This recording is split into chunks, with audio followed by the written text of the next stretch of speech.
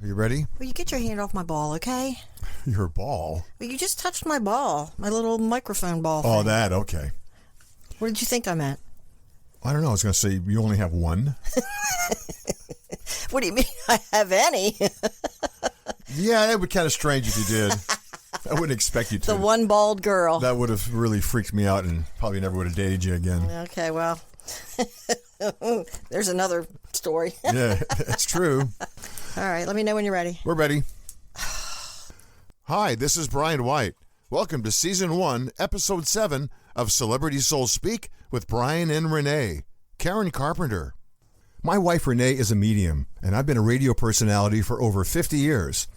The Other Side established communication with us because they wish to stay in touch with this dimension. They know I truly love and respect music and the artists that perform it, and Rene is a huge music fan as well. We started this podcast and have been interviewing celebrities that have passed over. We're giving them a platform.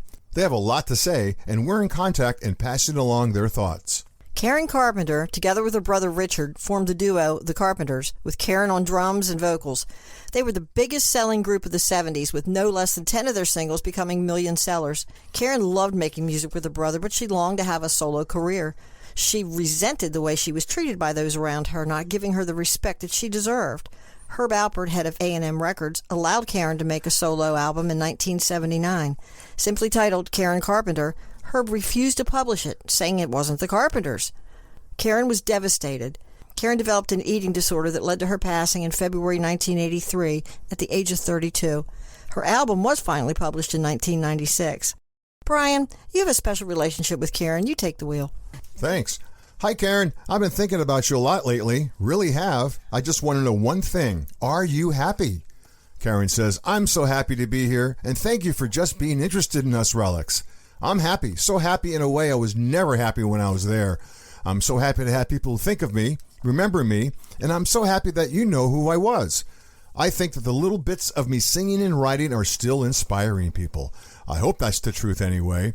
It is. There's a woman I used to work for not too long ago. You're her favorite, and she actually has your albums in her office. And your Christmas album, too. Speaking of which, I never watch Christmas specials, but this past December, I was just surfing the dial, and here comes the Karen and Richard Carpenter Christmas special.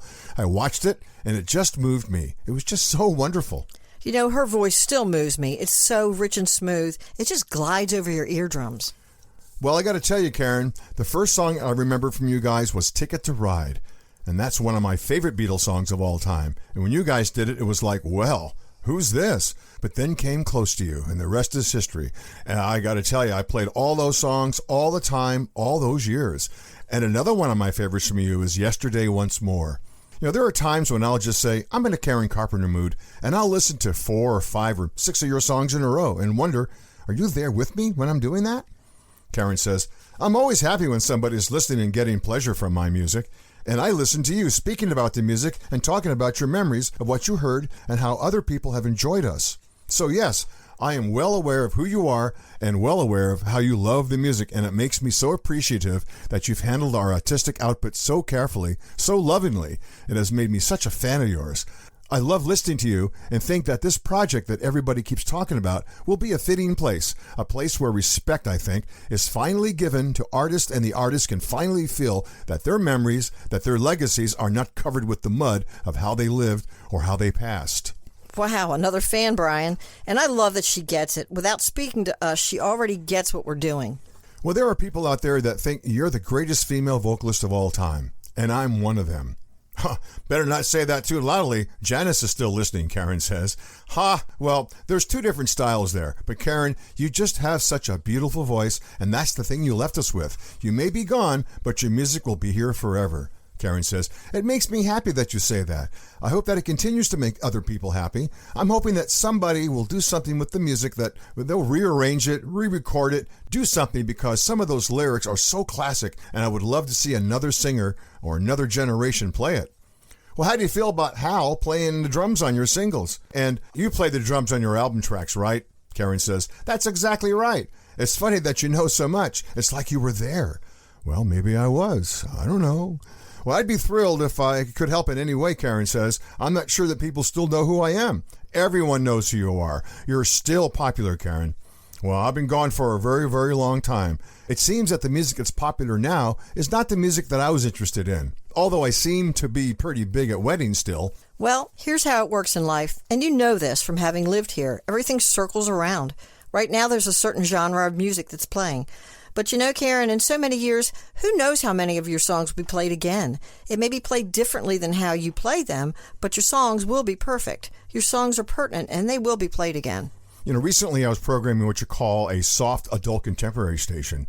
There are stations out there that still play your stuff, especially Superstar, which I think is a classic.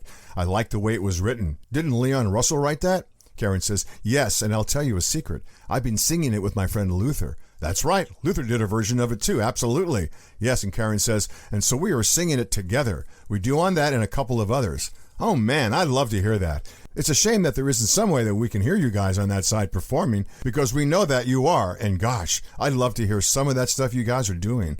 And you finally got your wish to play solo if you choose. You know, Karen says, we're having so much fun. And another friend, Liberace, remember him? He has been playing with us, just creating beautiful music with us. Karen says, it's so nice to meet you, and if there's something that I can offer, please let me know. Just keep on singing, Karen, and someday we'll be able to hear your lovely voice again. You know, I met Liberace years ago, and he was a very kind and gentle person. He could really tickle those ivories. Karen, thank you so much for speaking with us today. Yes, and we would love to hear more from you. We'll be in touch. Thanks, Karen. Thanks for joining us. Join Celebrity Souls Speak on Facebook at facebook.com/The Celebrity Souls Speak. And check out Renee's blog at commonsenseinwilmingtonnc.blogspot.com. Sense spelled CENTS.